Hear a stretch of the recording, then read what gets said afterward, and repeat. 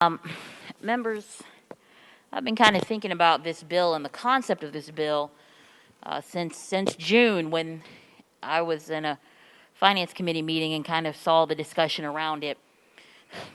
There's a lot of emotions involved in it, so I really had to pray about how to formulate my thoughts, because I'm a student of the national and the modern civil rights movement, and I think about all of us. We all quote Dr. King. We all talk about love and brotherhood and the moral arc of justice. But Dr. King marched across the Edmund Pettus Bridge with the late John Lewis.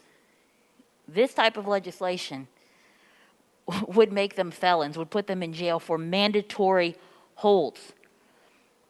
I think about what I would do and how I would be treated if I was in that moment, how I would react if I was an elected official.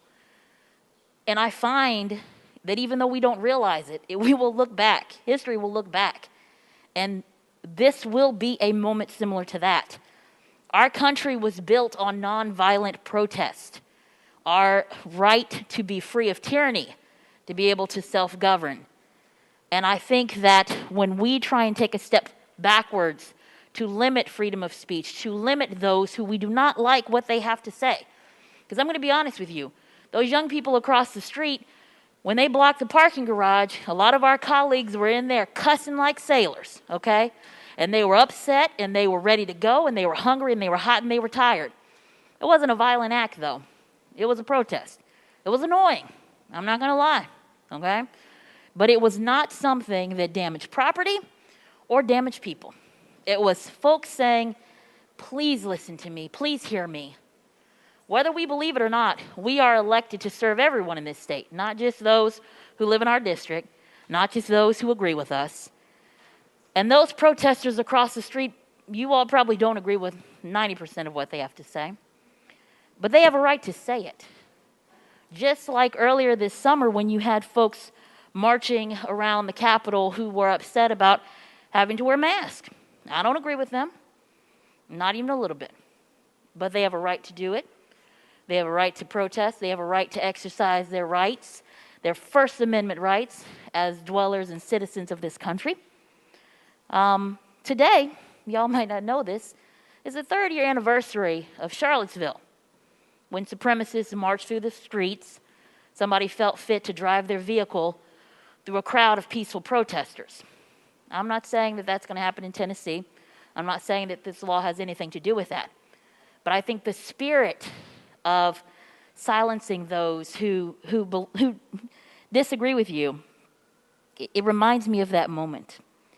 When I hear the word outside agitators, it makes me think, again, back to Alabama or Mississippi or even Tennessee. It makes me think of Bull Connor, asking why folks are marching, why children are marching down the street so that they can drink from non-segregated fountains, why folks are protesting so that they can register to vote without having to tell somebody how many bubbles are in a bar of soap, or having to memorize the Constitution or pay a poll tax, or why they should be able to go to a school that's not segregated, why they should be able to use books that have not been used by other students for decades, and then they pass down to their school.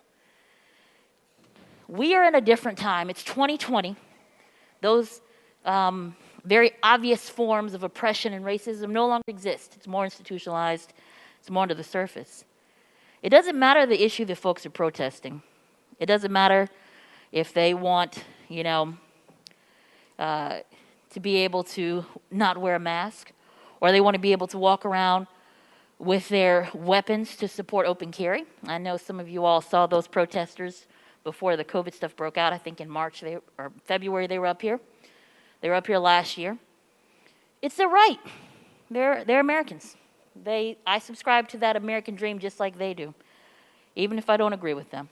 I think that this is unnecessary. It is creating felons from people who just want to have their voice heard. It is already a crime if you commit a violent act against a member of law enforcement. Nobody in this body thinks that members of our law enforcement should be subjected to violence simply for doing their job. I don't. It's already a crime. Like Leader Yarbrough said, You burn down a building, you're going to jail.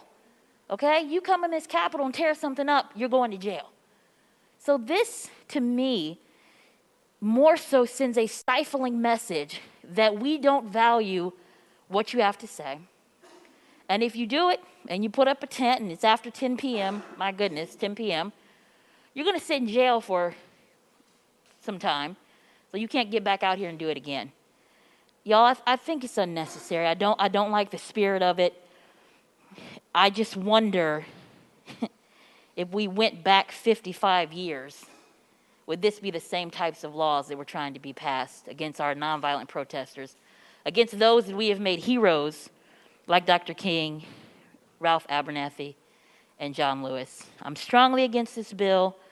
I do not want to be on the wrong side of history on this, and I cannot support something that stifles people's ability to speak and to speak out against things that they do not believe are correct. And I will remind you all, I was in high school, but when the income tax legislation came about, I certainly think protest was free and full and all over the Capitol.